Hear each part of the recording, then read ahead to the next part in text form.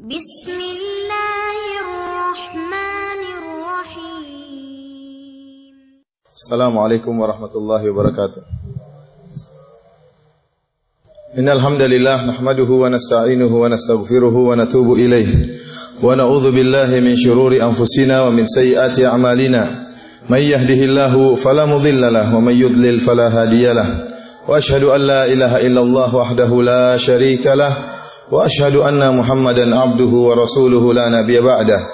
Ya ayyuhalladzina amanu taqullaha haqqa tuqatih wa la tamutunna illa wa antum muslimun. Fa inna asdaqal hadithi kitabullah wa khairal huda huda Muhammadin sallallahu alaihi wasallam. Wa syarrul umuri muhdatsatuha wa kullu muhdatsatin bid'ah wa kullu bid'atin dhalalah wa kullu dhalalatin finnar.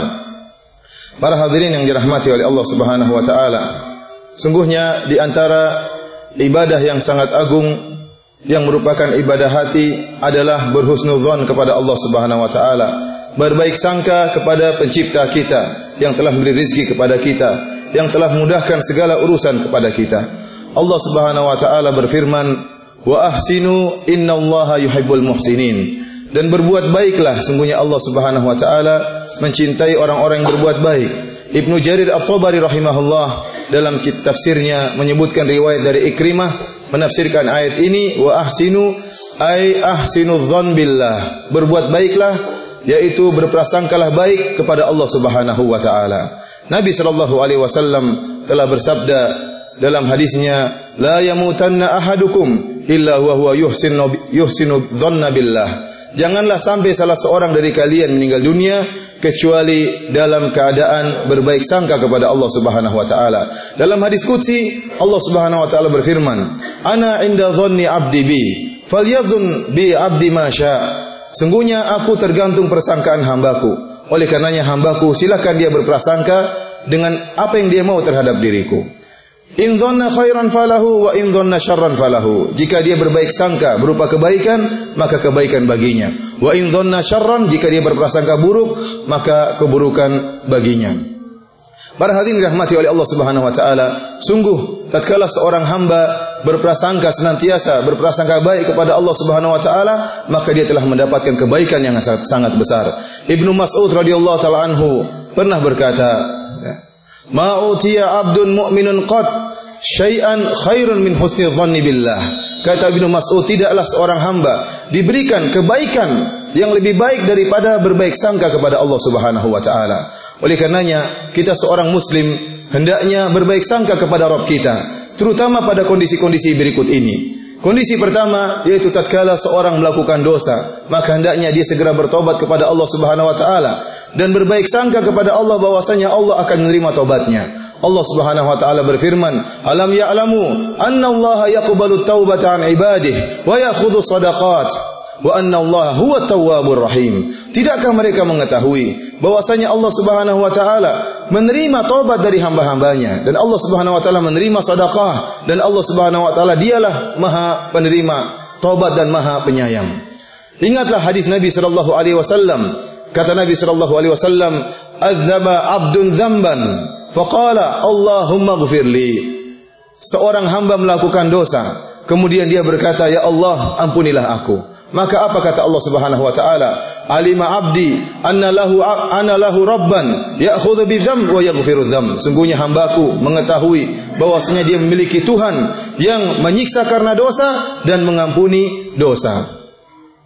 Ghafartu lahu, maka Allah Subhanahu wa taala pun mengatakan, aku ampuni hambaku ini. Summa makatha masyaallah, kemudian hamba ini dalam beberapa waktu tidak bermaksiat, kemudian dia bermaksiat kembali. Fa'adnaba dzamban akhar, terjerumus lagi dalam kemaksiatan. Kemudian dia segera berkata, Allahumma ghfirli, ya Allah ampunilah aku. Maka Allah berkata, alima abdi anna lahu rabban ya'khudhu bidzam wa yaghfiru dzam. Sungguhnya hambaku mengetahui bahwasanya dia memiliki Tuhan yang menyiksa karena dosa dan mengampuni dosa-dosa. Maka kata Allah Subhanahu wa taala, ghafartu lahu, aku ampuni dia. Summa makatha masyaallah, kemudian dia bertahan tidak melakukan maksiat, kemudian terjerumus lagi dalam kemaksiatan berikutnya. Kemudian dia berkata dengan penuh keyakinan dan husnudzon, berprasangka baik kepada Allah Subhanahu wa taala, dia mengatakan, Rabbi ghfirli, ya Allah ampuni aku. Maka Allah berkata, alima abdi anna lahu rabban ya'khudhu bidzam wa yaghfiru dzam. Sungguhnya hambaku mengetahui bahwasanya dia memiliki Tuhan yang menyiksa karena dosa dan mengampuni dosa-dosa. Ghafartu lahu, maka aku telah mengampuni dia. Kata Allah Subhanahu wa taala, ushidukum anni ghafartu lahu, aku saksikan kalian bahwasanya aku telah mengampuninya. Bahkan dalam riwayat kata Allah Subhanahu wa taala, falyamal abdi ma syaa, silakan hambaku melakukan apa yang dikehendaki. Kata para ulama, selama seorang berdosa kemudian bertobat, kemudian berdosa, kemudian bertobat dan memenuhi persyaratan tobat, maka selama itu pula Allah akan senantiasa mengampuni dosa-dosanya. Oleh karenanya seorang tatkala terjerumus dalam kemaksiatan, jangan dia menunda-nunda taubatnya. Yakinlah bahwasanya Allah Maha menerima taubatnya. Seketika dia bertobat, seketika itu pula Allah Subhanahu wa taala akan mengampuni dosa-dosanya. Ingatlah sabda Nabi sallallahu alaihi wasallam, wallahu lallahu arham bi ibadihi min hadhihi bi waladiha. Sungguhnya Allah Subhanahu wa taala lebih sayang kepada hamba-hambanya daripada kasih sayang seorang ibu kepada anaknya sendiri. Kondisi kedua yang menuntut kita untuk berbaik sangka, yaitu tatkala kita berdoa kepada Allah Subhanahu wa taala. Hendaknya kita berdoa dengan kondisi meyakini bahwasanya Allah akan mengabulkan doa-doa kita. Bagaimana tidak, Allah Subhanahu wa taala telah berfirman dalam Al-Qur'an, "Wa qala rabbukum ud'uni astajib lakum." Dan Rabbmu telah berkata, "Ud'uni, berdoalah kepadaku, mintalah kepadaku, astajib lakum, niscaya aku akan mengabulkan permintaan kalian." Dalam ayat yang lain kata Allah Subhanahu wa taala, "Wa idza sa'alaka 'ibadi 'anni fa inni qarib, ujibu da'watad da'i idza da'an." Dan jika hamba-hambaku bertanya kepada engkau wahai Muhammad tentang aku, katakanlah aku sangat dekat. Aku mengabulkan doa orang-orang yang berdoa kepadaku. Rasulullah sallallahu alaihi wasallam bersabda, "Ud'ullaha wa antum muqinuna bil ijabah." Berdoalah kalian kepada Allah dalam kondisi yakin bahwasanya Allah akan mengabulkan doa kalian. Wa alamu annallaha la yastajibu du'aan min qalbin ghafilin lahin. Dan ketahuilah bahwasanya Allah tidak akan mengabulkan doa seorang yang hatinya lalai. Allah tidak akan mengabulkan doa yang tidak berhusnudzon kepada Allah, yang tidak yakin dikabulkan. Tapi jika seorang berhusnudzon, berbaik sangka kepada Allah dan meyakini bahwasanya Allah akan mengabulkan doanya, maka Allah akan kabulkan doanya. Bagaimana Allah tidak mengabulkan permintaan seorang mukmin yang bertakwa kepada Allah, sedangkan iblis Allah kabulkan doanya.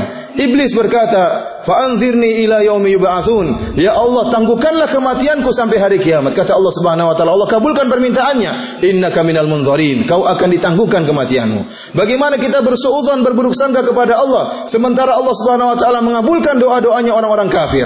Dalam Al-Qur'an Allah Subhanahu wa taala berfirman, "Wa idza raqibu fil fulki da'allaha mukhlishina lahuddin, falamma najjahum ilal barri idza hum yusyrikun." Tatkala mereka kaum musyrikin berlabuh di lautan dan mereka diterpa dengan ombak yang begitu besar, da'allaha mukhlishina lahuddin, mereka pun berdoa kepada Allah dengan penuh keikhlasan. Allah kabulkan, Allah selamatkan mereka menuju daratan. Kata Allah, "Falamma najjahum ilal barri idza hum yusyrikun." Tatkala Allah selamatkan mereka ke daratan, tiba-tiba mereka berbuat kesyirikan kembali. Bagaimana dengan seorang yang beriman, yang bertakwa, yang sujud, yang merendahkan dirinya karena Allah Subhanahu wa taala, yang mengalirkan air mata dengan penuh pengharapan, minta kepada Allah Subhanahu wa taala, terlebih lagi yang berdoa di sepertiga malam yang terakhir tatkala semua orang sedang dalam keadaan tidur. Bagaimana orang seperti ini tidak akan dikabulkan doanya oleh Allah Subhanahu wa taala, sementara Allah Subhanahu wa taala mencari hamba-hambanya yang berdoa di sepertiga malam yang terakhir. Allah berkata, "Hal min mustaghfirin fa'aghfirlah wa hal min sa'ilin fa'utiya su'lah." Apakah ada di antara hambaku yang beristighfar, aku akan ampuni dosa-dosanya, dan apakah ada di antara hamba-hambaku yang meminta, maka aku akan kabulkan permintaannya. Di antara kondisi seorang hendaknya berhusnudzon kepada Allah Subhanahu wa taala tatkala dia mencari rezeki. Hendaknya dia berhusnudzon bahwasanya Allah Subhanahu wa taala akan berikan rezeki kepadanya. Ketahuilah para hadirin yang dirahmati oleh Allah Subhanahu wa taala, sungguh perkara yang menakjubkan terhadap perkara seorang manusia yang berburuk sangka kepada Allah Subhanahu wa taala. Sementara dalam masalah rezeki, sementara dia tatkala masih dalam janin, berupa janin dalam perut ibunya, Allah telah beri rezeki kepada dia melalui ibunya. Tatkala dia dilahirkan dalam keadaan masih kecil, tidak bisa berbuat apa-apa, Allah berikan rezeki kepada dia sampai dia besar. kemudian dia sekolah sampai dia dewasa, kemudian setelah dia memiliki ijazah, kemudian dia telah memiliki gelar, kemudian dia telah memiliki kekuatan, kemudian dia bersuudzon kepada Allah bahwasanya Allah tidak akan beri rezeki kepada dia. Ini merupakan suudzon yang tidak pada tempatnya. Kalau tatkala dia masih janin dan masih kecil Allah beri rezeki kepada dia, bagaimana setelah dia telah memiliki kekuatan kemudian Allah tidak beri rezeki kepada dia? Hendaknya dia berusaha dan bertawakal kepada Allah Subhanahu wa taala dan mencari sebab-sebab rezeki, baik sebab-sebab rezeki yang zahir maupun sebab-sebab rezeki yang merupakan sebab-sebab ukhrawi. Kebanyakan orang tatkala mereka mencari rezeki, mereka hanya menyebabkan atau bersandar kepada sebab-sebab yang zahir. Di sana ada sebab-sebab ukhrawi yang harus diperhatikan bagi orang-orang yang mengharapkan rezeki dari Allah Subhanahu wa taala. Yang pertama, bertakwa kepada Allah Subhanahu wa taala. Allah Subhanahu wa taala berfirman, "Wa may yattaqillaha yaj'al lahu makhraja wa yarzuqhu min haitsu la yahtasib, wa may yatawakkal 'ala Allahi fahuwa hasbuh." Kata Allah Subhanahu wa taala, barang siapa yang bertakwa kepada Allah, maka Allah akan berikan solusi kepada permasalahannya. Wa yarzuquhu min haitsu la yahtasib, dan Allah akan berikan rezeki kepada dia dari arah yang dia tidak sangka-sangka. Oleh karena jika seorang tatkala mencari rezeki, seluruh pintu tertutup, sulit bagi dia untuk mencari rezeki, usaha telah dilakukan namun tidak datang rezeki kepada dia, maka perbaiki dirinya. Jangan terlalu pede dengan dirinya. Kemungkinan dia telah terjerumus dalam berbagai macam kemaksiatan. Apakah dia tidak menjaga lisan? Apakah dia tidak menjaga pandangannya? Apakah dia tidak menjaga hatinya? Hendaknya diperbaiki ketakwaan kepada Allah Subhanahu wa taala. Niscaya Allah akan berikan rezeki kepada dia dari arah yang dia tidak sangka-sangka. Oleh karenanya sebagian ulama mengatakan, jika seorang dimudahkan rezeki dari arah yang dia tidak sangka-sangka, itu tanda bahwasanya dia telah bertakwa kepada Allah Subhanahu wa taala. Di antara hal yang bisa mendatangkan rezeki adalah bersilaturahmi. Nabi SAW bersabda, "Man ahabba an yubsata lahu fi rizqihi wa yunassa'a fi atharihi falyasil rahimah." Barang siapa yang ingin dilapangkan rezekinya dan ingin dipanjangkan umurnya, maka sambunglah silaturahmi. Yakinlah jika Anda menyambung silaturahmi, memberikan hadiah kepada karib kerabat, terutama menyambung silaturahmi kepada ayah dan ibu, menyenangkan hati ayah, menyenangkan hati ibu, yakinlah bahwasanya segala kesuksesan akan mendatangi Anda tatkala Anda telah menyambung silaturahmi dengan orang yang paling berhak antum silaturahmi, yaitu ibu antum atau ayah kedua orang tua antum. Para hadirin yang dirahmati oleh Allah Subhanahu wa taala, di antara hal yang mendatangkan rezeki adalah bersedekah. Kata Nabi sallallahu alaihi wasallam, "Ma naqasat shadaqatun min mali syai'a." Sungguhnya sedekah tidak akan mengurangi rezeki sama sekali. Bahkan Allah Subhanahu wa taala berfirman dalam hadis qudsi, "Ya bna Adam, anfik unfik alaik." Wahai anak Adam, berinfaklah maka aku akan infak engkau. Semakin seorang bersedekah, yakinlah bahwasanya Allah akan menambahkan rezekinya. Bagaimana caranya? Urusan Allah Subhanahu wa taala. Para hadirin yang dirahmati oleh Allah Subhanahu wa taala, di antara kondisi yang sangat dituntut seorang untuk berhusnudzon kepada Allah, dan ini kondisi yang sangat genting, yaitu tatkala dia akan meninggal dunia. Dalam Sahih Muslim Rasulullah SAW bersabda, "La yamutanna ahadukum illa wa huwa yuhsinu dzanna billah." Jangan sekali-sekali salah seorang dari kalian meninggal dunia kecuali dalam kondisi berhusnudzon kepada Allah Subhanahu wa taala. Tatkala dia akan meninggal dunia, maka hendaknya dia kuatkan sisi pengharapan dia kepada Allah. Ingat tentang janji Allah bahwasanya Allah Subhanahu wa taala memiliki sifat-sifat yang mulia. Allah adalah Al-Ghafur yang Maha Pengampun, Allah adalah Ar-Rahim, Ar-Rahman yang Maha Penyayang. Allah Subhanahu wa taala mengatakan dalam hadis qudsi, "Inna rahmati sabaqat ghadabi." Sungguhnya kasih sayangku mengungguli kemarahanku. Wa rahmati wasi'at kulla syai'. Sungguhnya rahmatku meliputi segala sesuatu. Ingat janji Allah Subhanahu wa taala bahwasanya Allah Maha Pengampun dan lagi Maha Penyayang. Seorang tatkala akan meninggal dunia, hendaknya dia menguatkan sisi harapan dia kepada Allah Subhanahu wa taala, karena Allah Subhanahu wa taala telah berfirman, "In dhanna khairan falahu." Dalam hadis qudsi kata Allah Subhanahu wa taala, jika dia berprasangka baik maka bagi dia kebaikan. Wa in dhanna syarran falahu, dan jika dia berprasangka buruk maka dia akan mendapatkan keburukan tersebut. Akan tapi para hadirin yang dirahmati oleh Allah Subhanahu wa taala, berhusnudzon kepada Allah tidaklah mudah, terutama kepada orang-orang yang tergelimang dalam kemaksiatan. Hati-hati mereka akan terbungkus dengan warna hitam sehingga dia selalu suudzon kepada Allah Subhanahu wa taala, dan begitu buruknya tatkala dia akan meninggal dunia, dia tidak bisa berhusnudzon kepada Allah Subhanahu wa taala. Dia menyangka Allah akan menyiksanya, dia menyangka Allah akan masukkan dalam neraka jahanam, dan jika dia berprasangka buruk, maka Allah akan bermuamalah menyikapi dia sesuai dengan persangkaannya. Aqulu qouli hadza wa astaghfirullah li wa lakum wa lisairil mu'minin innahu huwal ghafurur rahim. Alhamdulillahi ala ihsani wa syukru lahu ala taufiqihi wa amtinanihi wa ashhadu an la ilaha illallah wahdahu la syarika lahu ta'ziman li sya'ni wa ashhadu anna Muhammadan abduhu wa rasuluhu da'ila ridwani Allahumma salli alaihi wa ala alihi wa ashabi wa ikhwani.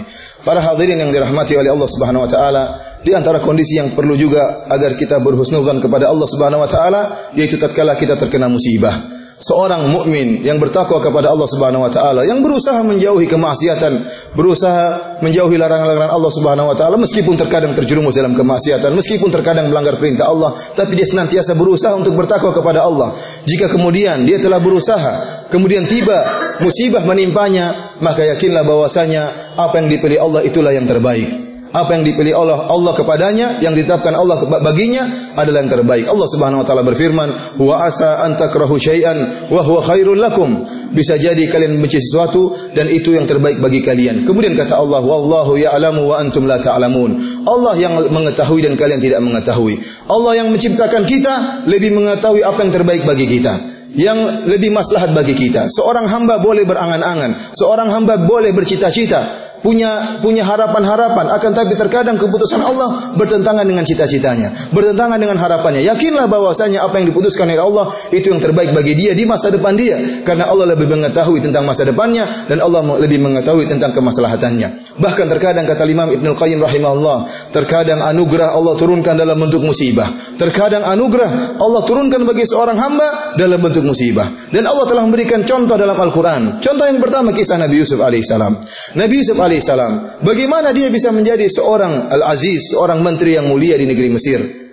Setelah melalui berbagai macam musibah, ternyata musibah-musibah yang datang beruntun tersebut merupakan anugerah dari Allah Subhanahu wa taala sehingga dia bisa menjadi seorang menteri.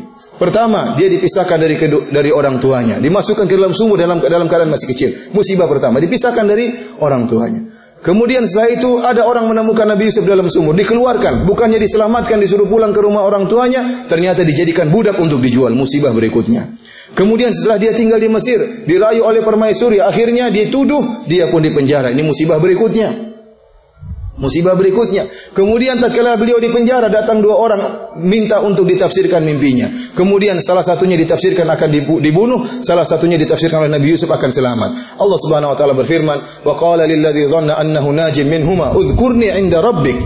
Kemudian Nabi Yusuf berkata kepada salah seorang yang akan diselamatkan dan akan kerja pada tuannya, pada sang raja, maka Nabi Yusuf berkata, "Udhkurni 'inda rabbik." Tolong sebutkan aku di sisi Rabbmu, di sisi rajamu. Maksud Nabi Yusuf apa? Semoga tatkala orang ini menyebutkan kebaikan-kebaikan Nabi Yusuf, maka sang raja akan membebaskan Nabi Yusuf dan dikembalikan ke rumah orang tuanya. Ternyata apa kata Allah Subhanahu wa taala? "Fa ansahu syaitanu dzikra rabbih, falabitha fis sijni bid'a sinin." Akhirnya orang ini pun lupa untuk menceritakan kebaikan Nabi Yusuf. Bertambah lagi musibah Nabi Yusuf, ditambah lagi penjaranya bertahun-tahun. Ternyata Allah Subhanahu wa taala menghendaki kebaikan.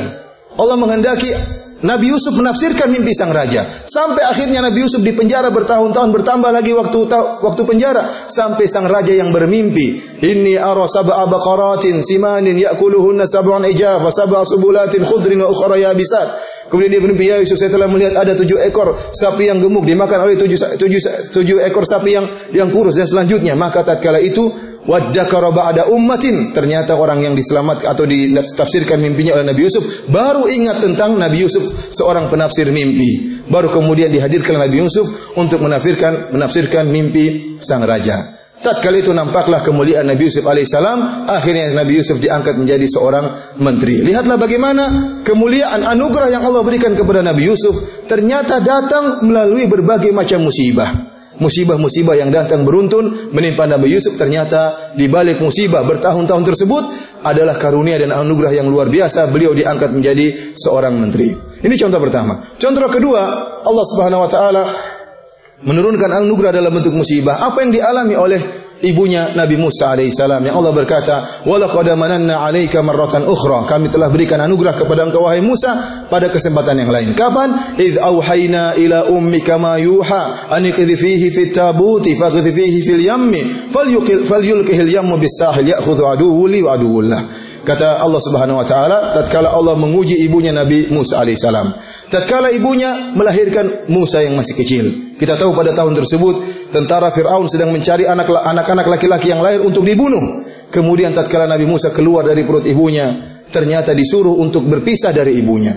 Ibunya telah mengandungnya selama 9 bulan. Kemudian mengharapkan kehadiran sang kecil Musa. Begitu lahir harus terpisah. Kata Allah, masukkanlah ke dalam keranjang. Maka dimasukkan dalam keranjang. Kemudian dilepaskan di sungai Nil, sungai yang begitu besar, yang ada gelombangnya, mungkin ada buayanya. Namun dia bertawakal kepada Allah Subhanahu wa taala. Setelah dia mengerjakan itu semua, urusan selanjutnya urusan Allah Subhanahu wa taala. Allah yang mengatur apa yang terjadi dengan si kecil Musa alaihissalam. Ternyata kata Allah Subhanahu wa taala, "Faltaqatahu alu fir'auna liyakuna lahum aduwwa wa hazana." Ternyata keranjang tersebut melewati kerajaan Firaun. Akhirnya keranjang tersebut yang berisi Nabi Musa yang masih kecil diambil oleh istri Firaun, dan ternyata Allah telah mengatur, mentakdirkan istrinya Firaun tidak punya anak. Maka kemudian dia pun jatuh cinta kepada Nabi Musa alaihissalam, paling ini bayi Bani Israel. Akhirnya pasang suami Firaun yang sedang mencari bayi untuk dibunuh kalah dengan istrinya yang cinta kepada Nabi Musa tersebut, si kecil Musa tadi. Akhirnya Firaun pun merawat Nabi Musa alaihissalam. Ya, akhirnya apa? Musa alaihissalam dirawat, dipelihara di kerajaan Firaun, bahkan menjadi anak angkat Firaun. Akhirnya apa? Begitu Nabi Musa dirawat di kerajaan Firaun, maka Firaun sibuk mencarikan wanita yang bisa menyusui si kecil Musa. Ternyata tidak ada yang mau.